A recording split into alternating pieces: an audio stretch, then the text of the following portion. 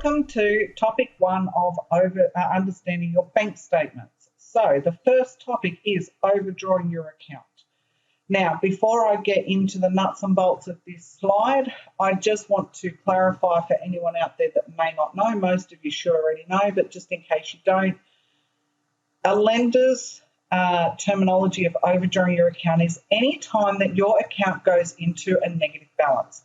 It does not matter whether it's for 1 day, 10 days, doesn't matter. Some lenders look at how many times you have actually overdrawn, so how many occurrences has there been, and some lenders look at how many times have they overdrawn and the percentage of time that your account has actually been overdrawn in that 90-day period for the bank statements. So, for example, if over a 90-day period you've overdrawn your bank account 45 days in total, so your account has been in a negative balance for 45 days out of 90, 50%, you are going to find it, regardless of how many occurrences you have had, you are going to find it very hard to get approved because you could have had money taken out and not transacted on your account at all for 30 of those 45 days. But the fact of the matter, in the eyes of the lender, you still did not fix it up.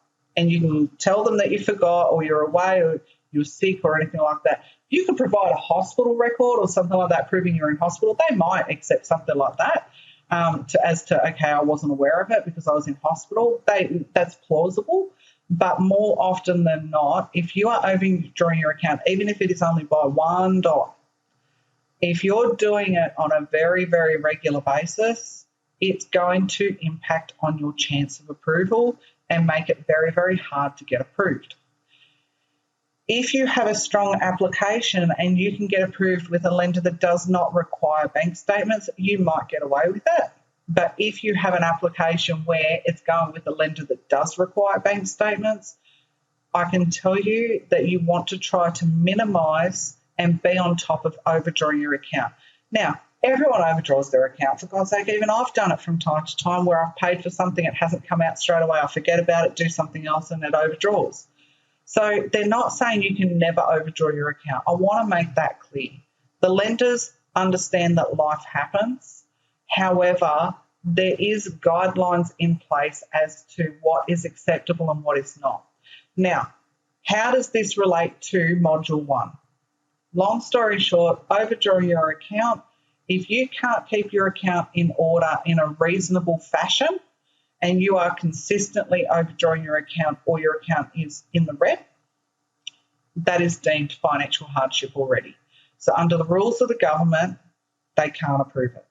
So if you are overdrawing your account regularly, that would explain why you can't get approved.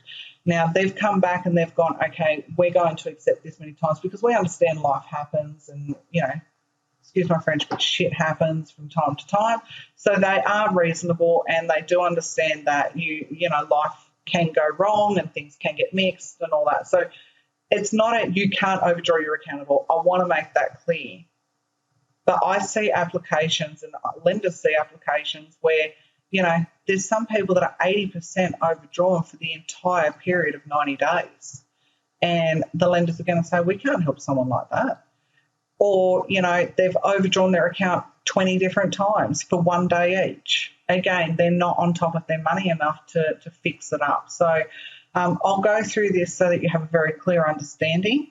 But long story short, if you want to get approved, you do need to take the time to try and manage your money in such a way that if you are overdrawing your account, so if you're using your card and not paying attention to when and if the money has come out, if you have direct debits coming out and, the bank honours it, it doesn't matter if the bank is honouring the direct debit to come through and you fix it up the next day, in the eyes of the lender, you still weren't on top of it. So, it's got nothing to do, none of this has got to do with whether your bank is allowing you to overdraw your account or not.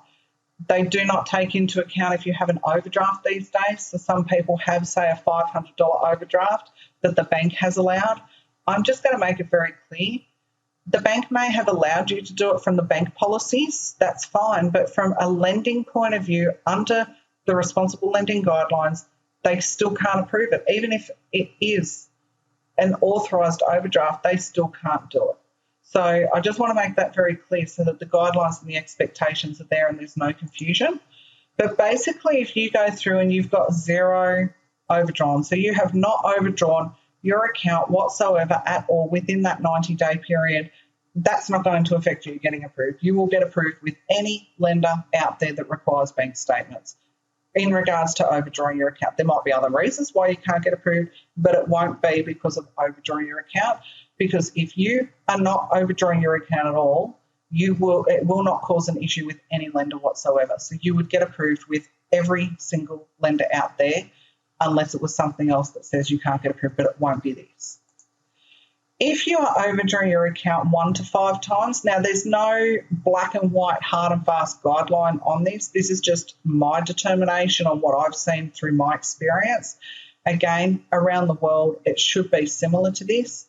But if you're overdrawing your account 1 to 5 times, it's reasonably okay, and that's not going to cause too much of an issue with you getting approved, right? So even if you were putting it with a low-rate lender and they still wanted to see your bank statements, generally speaking, you would not be declined or ruled out because you've overdrawn your account 1 to 5 times over a 90-day period. On the flip side of that, if you've overdrawn your account 1 to 5 times and then left it overdrawn and not fixed it up, that is a completely different situation, and more often than not, you won't get approved in that situation. But if it's a case of, the payment came out and you fixed it up the next day because your payment went in the next day, whatever, then generally speaking, that is not going to cause a problem for you to get approved. Then you get to 5 to 10 times. This is starting to become a little bit more poor, and it really does start raising some questions with lenders about whether they should be lending to you under the responsible lending guidelines, as per what we've already talked about. So it's not impossible. If you have a strong application overall and everything is good except for this, you will still look at getting approved. That's not a problem. But I'll talk about it later. But once you start adding one problem on top of another problem on top of another, it's going to be very, very hard to try and get approved once you start getting over 5 times in 90 days that you're overdrawing your account. Now, payday lenders at this point in time, there is still lenders out there that will lend to you if the rest of your information is pretty good. But then on the flip side, payday lenders could start becoming your only option that you have out there. So if you find that no one wants to approve you except for payday lenders, this could be the reason as to why. 10 plus. With all of my lenders, 35 lenders I've got, 10 plus times in 90 days, unfortunately, is unacceptable with all of them. So it doesn't matter what reason or excuse you come up with. It's black and white factual information, and if they're seeing it, it's probably going to end in a decline. Now, there might be the odd time that, if everything else was squeaky clean perfect, you might find a lender that will do it. But my lenders that I've got on my lending panel are my boutique lenders specifically for people that are finding it hard to get approved. They deal with pensions, they deal with bad credit, they deal with the likes of the applications that normal banks and normal finance companies won't touch. So if my lenders are not going to look at helping someone that's overdrawing their account 10 plus times a month, I think it'd be very hard pressed to think that any other lender out there would. Now, I say it's unacceptable. I have a duty of care under my NCCP rules that I can't submit a loan if it's deemed that it's A, not going to get approved, or the other option is if it could potentially put them into financial hardship. I still have to meet the same rules. So I have a blanket rule that if there is 10 or more times that I'm seeing that you're overdrawing your account, I won't even submit your application, because I'm not going to put an inquiry on your credit file if I know that it's not going to get approved. And unfortunately, that's the way I have to be, because it's my credit license and my livelihood as well. So if you are overdrawing your account 10 times, I don't have any payday lenders on my lending panel. I don't want any, but I would hazard a guess that if you're conducting your bank statements in that behaviour, and in that way, you might find it quite difficult even for payday lenders to lend you money. They might do $500, but they certainly wouldn't be looking at, say, $3,000 or $5,000. So, in relation to overdrawing your account, it is a very, very simple option. and I'll go through that in a moment. But before I go through that, I just want to let you know that the issue around overdrawing your account very succinctly is it is a big red flag to a lender that you could be already in financial hardship. Therefore, they can't approve you. So if you are overdrawing your account and you go and you're looking at this and you go, oh, that's me, then my suggestion to you would be have a very good look at how you're managing your money. Have a look at your mindset. Are you just not even paying attention to it? Because if you're not paying attention to it, it's going to get on top of you instead of you being on top of it. Now, one other thing that you could do is you could set up a separate account and have all of your direct debits. If you notice that direct debits are being honoured but they're overdrawing your account, why not set up a separate account and transfer money into that account and leave the money there for the direct debits to come out? Then it's not going to affect it because you're not using that other money for all like your everyday spending money. If it's just that you're not, disciplined enough with your money and you just spend a little bit too much, well, maybe that's a different situation. You need to really start looking at what are you spending your money on? Where can you cut back?